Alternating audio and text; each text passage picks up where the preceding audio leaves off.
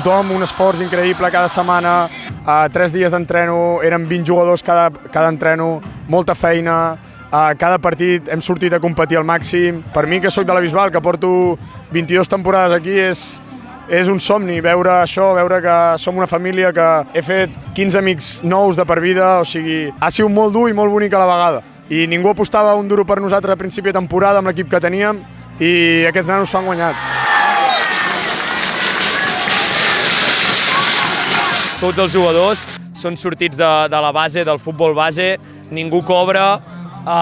tothom aquí no ha faltat ni un dia, ploguent, hivern, 3 dies, i la veritat és que això és el que ens omple, el que ens fa créixer, i tenim un projecte supermaco, que l'any que ve encara puja més gent.